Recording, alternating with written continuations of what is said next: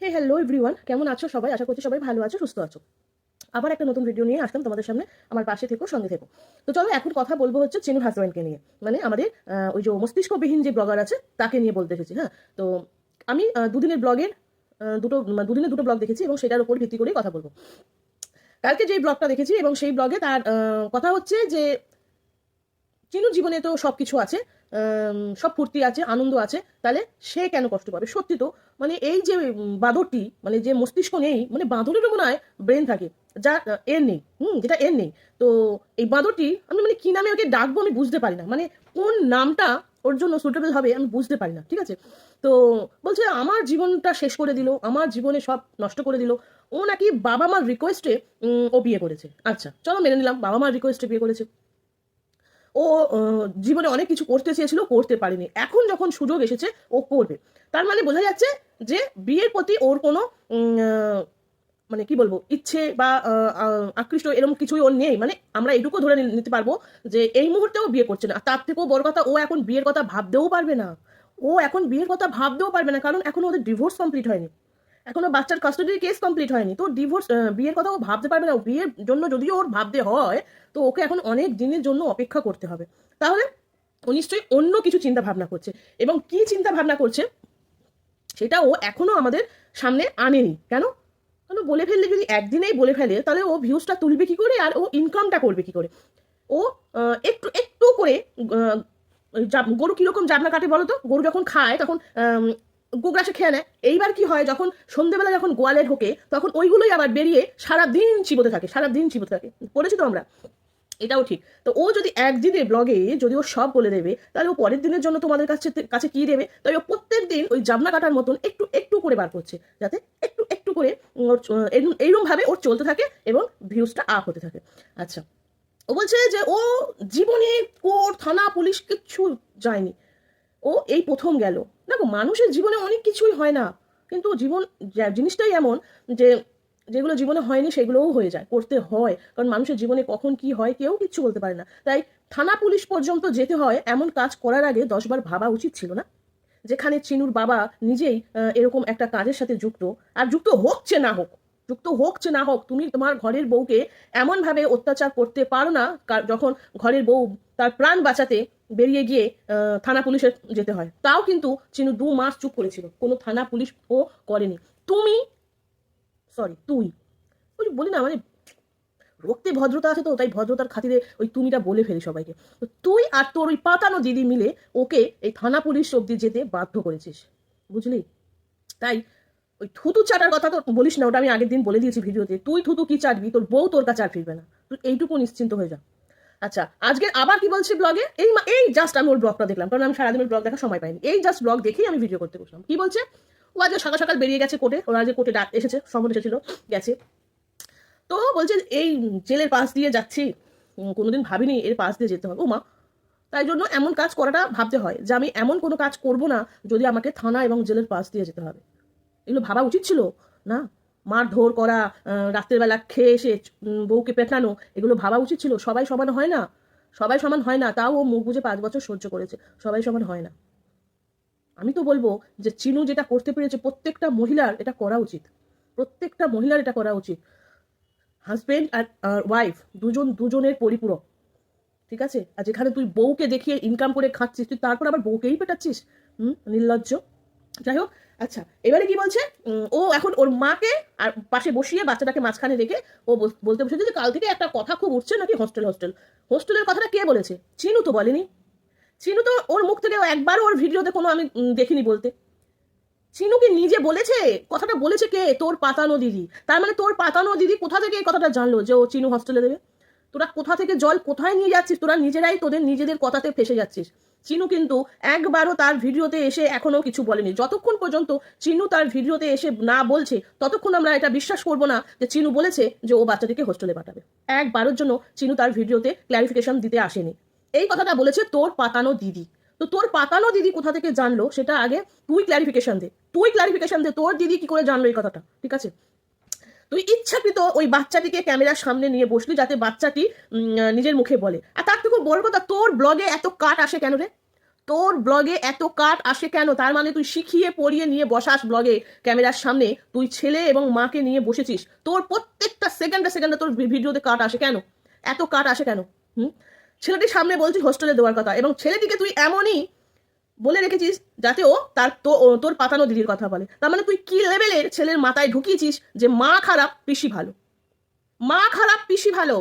ছেলেটি হয়তো সেই মুহূর্তে মার কথাও বলেছিল, কিন্তু তুই ভিডিওতে কাট করেছিস, প্রচুর কাট তোর আজকের ভিডিওতে। এই যেই পোর্শনটুকু তুই হোস্টেল নিয়ে বক্তৃতা মেরেছিস সেই পোর্শনটুকুতে প্রচুর কাট ছিল। তা তুই ছেলেটির সামনে কেন বললি? ওই বাচ্চা ছেলেটির সামনে কেন বললি? তুই মানুষ করছিস ছেলেকে, তুই ছেলেকে ঠিক মতন যত্ন করছিস না, তুই ছেলেকে ঠিক মতো খেতে দিস না। একটা বাচ্চা ছেলে 3 বছর বয়স, এই বয়সে ছেলেটির মোটামুটি একটু আধটু হ্যান্ড রাইটিংগুলো শিখে যাওয়ার কথা। ছেলে ফোন করলো বলে ভিডিওটা আমার কেটে গেল। যাই হোক, যেটা বলছিলাম, তো তুই ওই বাচ্চা ছেলেটি, একটা 3 বছরের শিশু, এই মুহূর্তে ওর কি বলবো, আমরাও তো ছেলে মেয়ে মানুষ করেছি, আমরা জানি এই মুহূর্তে ওই বাচ্চাটি হ্যান্ড রাইটিং শেখা, লেটার্স চেনা, মোটামুটি কিছু পোয়েমস মুখস্থ করা, এগুলো হয়ে যায়। কিন্তু বাচ্চাটিকে সন্ধ্যেবেলায় রীতিমতো পড়তে বসাতে, আমি কোনোদিন পড়তে বসতে অ্যাটলিস্ট আমি যে কদিন ওর ব্লগ দেখছি, আমি কোনোদিন দেখিনি যে সন্ধ্যেবেলা বাচ্চাটিকে আধা ঘন্টাও যদি বাচ্চাটি একটু বইটা নিয়ে বসে, তাহলেও ওর ওটা অভ্যেস হবে। ওইটা ওর অভ্যেস হবে যে না, প্রত্যেকদিন সন্ধ্যেবেলায় পড়তে বসতে হয়। কি করছে? প্রত্যেকদিন সন্ধ্যেবেলায় ঘুমিয়ে পড়ছে। হ্যাঁ, ও দুধ খাক বা যাই খাক খেয়ে ঘুমিয়ে পড়ছে। কেন? এখন থেকে এই অভ্যেসটা কেন হচ্ছে না? বাচ্চাটির স্কুলে কি পড়া হচ্ছে, কি হোমওয়ার্ক দিচ্ছে, কি না দিচ্ছে, বাবা একবারও খুলে সেগুলো দেখে না। আবার তুই বলছিস বাচ্চাটি এখানে যত্নে আছে। পাড়ার লোক কেন যত্ন করতে আসবে? পাড়ার লোক কেন দেখতে আসবে? তুই কি করিস? তুই কি করিস সারাদিন? হ্যাঁ, সারাদিন বসে বসে শুধু প্ল্যানিং আর প্লটিং, কি করে চিনুকে লোকের সামনে খারাপ করা যায়, তাই তো? আর কি বললি যে কাস্টাডি নিয়ে ও হোস্টেলে দেবে, যেহেতু এই কথাটা এখন অব্দি চিনু ডিক্লেয়ার করেনি। চিনু না ডিক্লেয়ার করা অব্দি আমরা যারা দেখছি ব্লগ, তারা কেউ বিশ্বাস করছে না। তোর যেগুলো পাচাটা বা তোর দিদির যেগুলো পাচাটা আছে, তারাই বিশ্বাস করছে, বা তোকে যারা সাপোর্ট করছে। তোকে করছে না, বাচ্চাটির জন্য। বাচ্চাটির জন্য আমাদেরও খারাপ লাগছে। খারাপ লাগছে এই কারণে, তুই বলছিস যে তোর বাচ্চা তোর কাছে প্রপার মানুষ হচ্ছে না, হচ্ছে না, প্রপার মানুষ হচ্ছে না। বাচ্চাটি এখন থেকে এমন একজন মহিলার অ্যাডিক্টেড ধরিয়ে দিয়েছিস, যে মহিলার এই সমাজে মানে নোংরা ডাস্টবিন ছাড়া আর কিছু না। ঠিক আছে, নিজের মার কথা না বলে বলছে এমন একজন মহিলার কাছে থাকবে, তার মানে ভাব তার মাথার মধ্যে তোরা কতটা বিষ ঢুকিয়েছিস। ওইটুকু একটা শিশু, নিষ্পাপ শিশু, সেই শিশুটাকে তোরা একদম স্পয়েল করে দিচ্ছিস, বলতে গেলে নষ্ট করে দিচ্ছিস। ঠিক আছে, শিশুটার মাথায় তোরা ঢুকিয়ে দিচ্ছিস যে মা খারাপ। তাহলে তুই ওই শিশুটিকে ক্যামেরার সামনে নিয়ে বসলি কেন? এবং কেন তুই বলতে বসলি যে হোস্টেলের কথা? এবং শিশুটির মুখে ওই যে তোর পাতানো দিদির কথাটাও তোর বসানো কথা। ঠিক আছে, আরো একটা কথা কি বললি, যে সে তো ওখানে ভালো আছে, মা নিয়ে, বাবা নিয়ে, স্বামী নিয়ে। স্বামী নিয়ে তুই শিওর যে ওখানে স্বামী নিয়ে ভালো আছে? স্বামী আছে ওখানে, শিওর? তুই একদম শিওর? কি করে শিওর হচ্ছিস? তো আমি চিনুকে একটা কথা বলবো, হ্যাঁ, ওর সঙ্গে বলি দাদা বৌদি, দেখ, আত্মীয় স্বজনের কাছে থাকা, রিলেটিভ থাকা না না ভাগ্যের ব্যাপার। তোর তো থেকেও নেই, তোর তো থেকেও নেই। তুই এত বড় একটা নোংরা মানসিকতার লোক। রিলেটিভ থাকাটাও না ভাগ্যের ব্যাপার। তোর নিজের পেটের মায়ের পেটের বোন থাকতেও তুই বোনটাকে দূরে সরিয়ে রেখেছিস। কাকা কাকিমা জ্যাঠা জেঠি কাউকে, তোর বাড়ির কাউকে আমি এই ব্লগে আজ অব্দি কোনোদিন দেখলাম না, কোনো আত্মীয় স্বজনকে দেখলাম না। অত বড় বাড়ি নিয়ে কি বুকে চাপা দিয়ে যাবি? বুকে চাপা দিয়ে যাবি তুই? হ্যাঁ, শুধু রাত্রেবেলা হলেই চলে যাস, ঠেকে ঠেকে চলে যাস। সভ্য। আবার বলছে ও বাচ্চা মানুষ করছে। তুই সেটারই বাচ্চা মানুষ করা, ওরা তোর কাছে বাচ্চা মানুষ হচ্ছে। আমি চিনুকে বলবো, চিনু ছেলেটিকে কিন্তু রীতিমতো ব্রেন ওয়াশ করছে। ছেলেটিকে কিন্তু রীতিমতো ব্রেন ওয়াশ চলছে। ওই দুধের মতন শিশুটা, ও কিছু বোঝে না, এখানে ওর তো কোনো ভূমিকাই নেই। বাচ্চাটিকে ক্যামেরার সামনে এনে ভুল ভাল কথা ওর মাথার মধ্যে ঢুকিয়ে দেওয়া হচ্ছে। তুই অবশ্যই তুই বাচ্চাটির একটা সুবন্দোবস্ত কর, পারলে নিজের কাছে রাখ। না, হোস্টেলে এখনই দিস না, তার কারণ হচ্ছে ওর ছোটবেলাটা ওর কাছ থেকে কেড়ে নিস না। কারণ আমাদের এখানে 3 বছরের ছোট শিশু বোধহয় এখনই বোধহয় হোস্টেলে রাখা যায় না। তো আমি বলবো, তোর যতই কষ্ট হোক, তুই বাচ্চাটিকে তোর কাছে নিয়ে রাখ। কারণ বাচ্চাটি প্রপার মানুষ হচ্ছে না, বাচ্চাটিকে রীতিমতো সুশিক্ষা দেওয়া হচ্ছে না। ঠিক আছে, এবং বাচ্চাটিকে ধমকাচ্ছে, চমকাচ্ছে। খেতে বসে যখন ডাইনিং টেবিলে বসে খাচ্ছিল, ও বকছিল। ওইটুকু একটা শিশুকে ওইভাবে বকলে সে বুঝবে না। ঠিক আছে, তাকে তার মতন করে বলতে হবে, তাকে তার মতন করে বোঝাতে হবে। তো এই শিশুটির ব্রেন ওয়াশ চলছে, রীতিমতো ব্রেন ওয়াশ চলছে এই 3টে পাবলিক মিলে। ঠিক আছে? তো তুই কিছু একটা ব্যবস্থা ইমিডিয়েটলি কর। আর এই যে কথাগুলো হচ্ছে যে তুই নাকি হোস্টেলে দিবি বলেছিস, তুই অবশ্যই এটা একটা কিছু ডিক্লেয়ার কর যে তুই কিছু বলিসনি, বা এই কথাটা কোথা থেকে লিক হচ্ছে। এই কথাটা কোথা থেকে লিক হচ্ছে যে তোর নাম নিয়ে বলা হচ্ছে যে তুই বলেছিস। তো আমার মনে হয় এইটা তোর পরিষ্কার করা উচিত। ঠিক আছে? নাহলে প্রত্যেকটা মানুষ তোকে আবারও ভুল বুঝছে যে তুই বাচ্চাটিকে হোস্টেলে দিয়ে দিবি বলেছিস।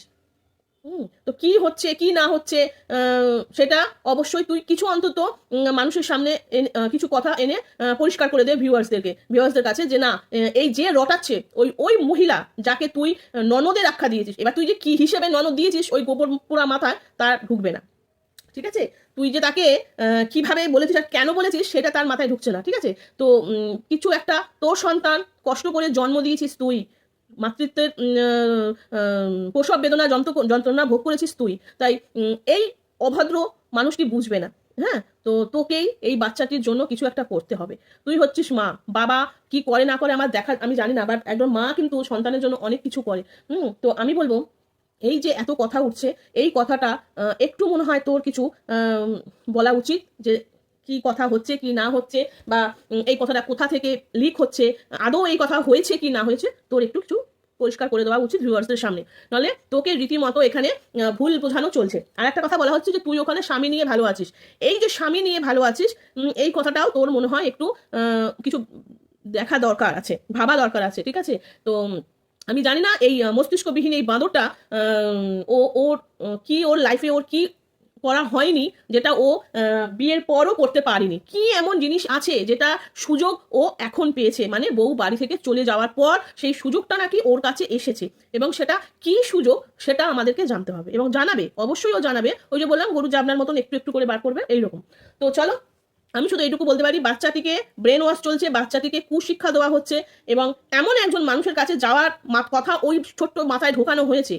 ঠিক আছে? নাহলে ওই বাচ্চাটি এখনই বুঝতে পারে যে এ ভালো ও খারাপ, এ মা খারাপ বাবা ভালো, ঠামা খারাপ দাদু ভালো, এই বোঝার বোধ শক্তি বাচ্চাটার এখনো হয়নি। বাচ্চাটি মরণ বাঁচন এর মধ্যে বুঝে গেছে, কারণ ওই বাচ্চাটির রীতিমতো দেখছে প্রতিনিয়ত ক্যামেরার সামনে তোকে বা মানে রীতিমতো ক্যামেরার সামনে কথা হচ্ছে, ও এইটুকু তো বুঝতে পারছে যে ক্যামেরার সামনে আসছে, ও খেলা করছে, ও দুষ্টুমি করছে হচ্ছে, কিন্তু যেগুলো ওর মুখ থেকে বের হচ্ছে সেগুলো ওর মুখে বসানো হচ্ছে, কারণ এই 3 বছরের শিশু এখনই বোঝার ক্ষমতা হয় না যে কে ভালো কে খারাপ। ঠিক আছে? তো এইটা আমার মনে হয় তুই একটু দেখ, কারণ সন্তানটা তোর, কষ্ট করে জন্ম দিয়েছিস তুই, প্রসব বেদনা সহ্য করেছিস তুই। এইটুকুই বলবো, আর বেশি কিছু বলবো না। আমি জানি না ভিউয়ার্সটা কি মানে কিভাবে দেখছে ব্যাপারটাকে, আমি বুঝতে পারছি না। হ্যাঁ, যেখানে দেখতে পাচ্ছে বাচ্চাটি রীতিমতো ওখানে যত্ন হচ্ছে না, বাচ্চাটি শিক্ষা প্রপার পাচ্ছে না, তা সত্ত্বেও এখানে বলছে যে চিনুকে এখানে দোষারোপ করা হচ্ছে। আমি জানি না কোন পরিপ্রেক্ষিতে মানুষ কোন চোখ দিয়ে দেখছে। হ্যাঁ, তো যাই হোক, আমার যেটুকু মনে হলো আমি সেটুকু বললাম, এবার বাকিটা তো ওদের চিনুর ব্যাপার, চিনু করবে। তো ভালো থাকিস চিনু, আর অবশ্যই এটার একটা তুই কিছু এসে পরিষ্কার করে দে যে এই হোস্টেলের ব্যাপারটা কোথা থেকে এলো, কিভাবে এলো। চল, ভালো থাকিস, সুস্থ থাকিস, আর অবশ্যই বাচ্চাটার কথা ভাব, কারণ বাচ্চাটা কিন্তু ওর ভিতটাই নষ্ট হয়ে যাচ্ছে। ওর যে ভিত, আমরা যে বাড়ি তৈরি করি সেই ভিতটা তো পোক্ত করি, এই শিশুটি যে বড় হচ্ছে সেই শিশুটির ভিতটাই নষ্ট করে দিচ্ছে হাতের দায়িত্ব নিয়ে ওর বাবা ওর ভিত নষ্ট করে দিচ্ছে। প্রতিনিয়ত ওর সামনে তোর নামে নোংরা নোংরা কথা বলে ওর মাথার মধ্যে নোংরা জিনিস ঢোকানো হচ্ছে, তোর ভিত নষ্ট করে দিচ্ছে। তো তুই একটা অবশ্যই ব্যবস্থা নে, যেটা তোর সুবিধা মনে হয় তুই কিছু কর। অ্যাটলিস্ট কারোর কথা ভাবিস না, লোকে যা বলে বলুক, কান না দিয়ে তুই তোর সন্তানের কথা ভাব, যেটা করলে তোর সন্তান ভালো থাকবে, সুশিক্ষা পাবে, তুই সেটা কর। ঠিক আছে? বাকি রইল মানুষের কথা, তুই এগুলোও বলবে, তুই পিছলেও বলবে, তাই তুই কারোর কথা না শুনে তোর পাশে যখন তোর বাবা মা আছে, তুই আর কারোর কথা শোনার তোর দরকার নেই। রইল তোর সন্তান, তুই তোর সন্তানের কথা ভাব, তোর সন্তান কোথায় ভালো থাকবে তুই সেটা ভাব। বাচ্চাটি কিন্তু ওখানে নষ্ট হচ্ছে, ওর মানসিক স্থিতি নষ্ট করার চেষ্টা ফুল দমে চলছে। এটুকুই বলবো। সবাই ভালো থেকো, সুস্থ থেকো, ভালো লাগলে অবশ্যই কমেন্ট করো।